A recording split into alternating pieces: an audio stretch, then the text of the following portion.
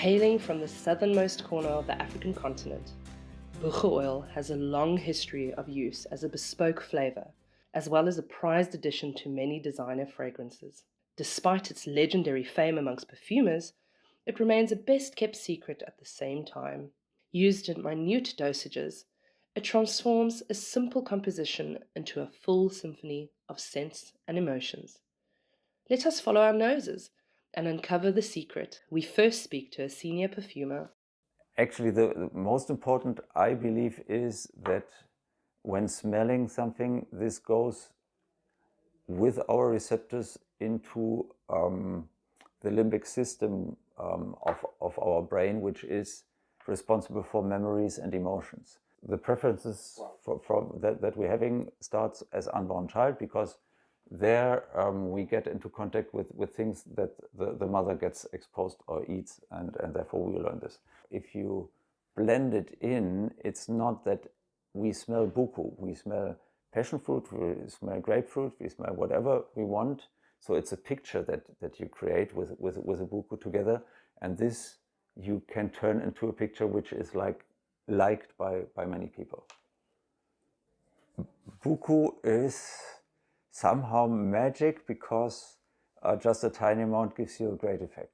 We track the scent of Buchu oil to the far south of the African continent to discover more at the Cape of Good Hope and the Cape Floral Fynbos Kingdom. Here we meet up with botanist and fynbos specialist Rupert Koopman.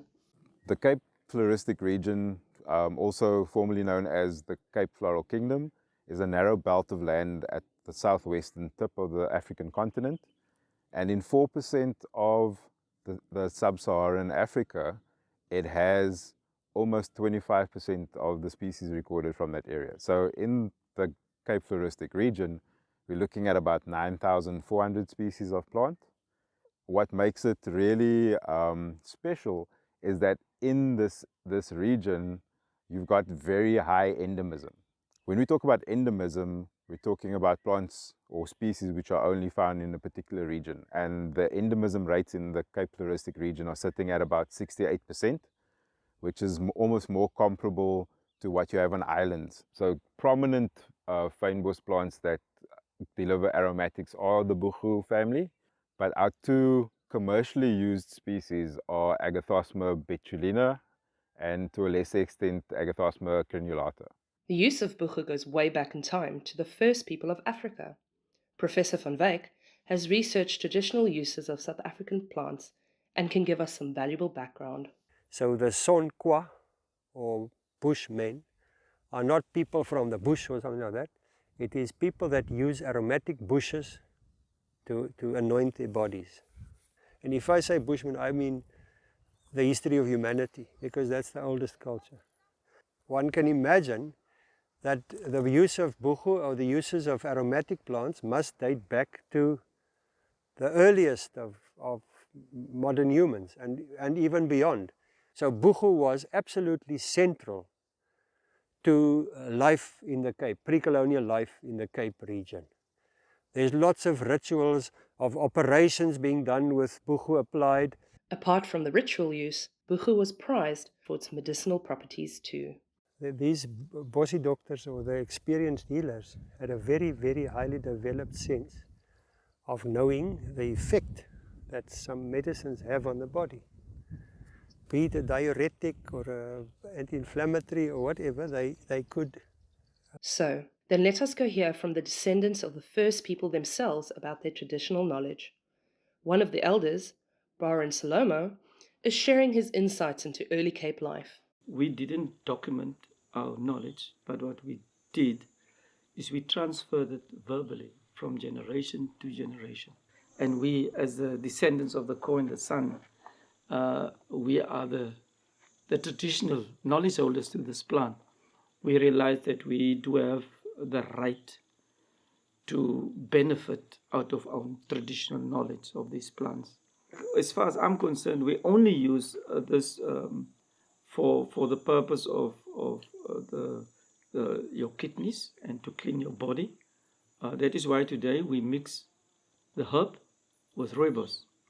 So we get a blend, rooibos, Buchu blend, So the rooibos had its part to play in the human body with the antioxidants, and also the buchu had its part to play to clean the body. Yeah.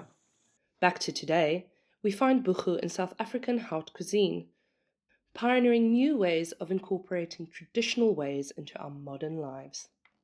I created the fynbos flavor wheel to support the South African fynbos range of indigenous herbs, and so the most recent form of that flavor wheel has 11 flavors, meal pairing suggestions, and also verified scientific benefits, health benefits that go along with these incredible, incredible plants. Culinary buchu, which is then Agathosma betulina, is the most incredible alchemical experience. It's not just a seasoning. This is a plant that really takes your imagination to the next level, takes your cooking skills to the next level. That lovely minty flavor together with the black currant will go and find the ingredients in your dish and bring them back to you in the most incredible form. So the excitement is in what it gives you. There's a generosity, there's a sense of spirituality almost in cooking with buchu. And buchu also has a role to play in modern herbal medicines and health supplements, as has been extensively researched and studied. The traditional use has always been for infective purposes, bladder infections or cystitis, also for allergies, also for hypertension and obesity, sugar, blood sugar.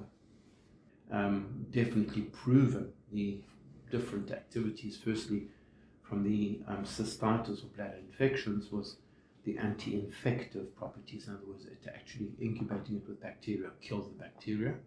Plus the anti-inflammatory properties, you have a combination of two properties in one product. I think the most important, based on the science that we generated, would be the anti-hypertensive, and secondly, anti-obesity and anti-glycemic properties. I really believe that the product it's a wonder drug. And to think this is a pharmacy in one plant. Buchu is at the intersection of traditional knowledge with modern research, and thus its magic unlocks the secrets of the past to enrich our contemporary lives. This is the future of ancient wisdom.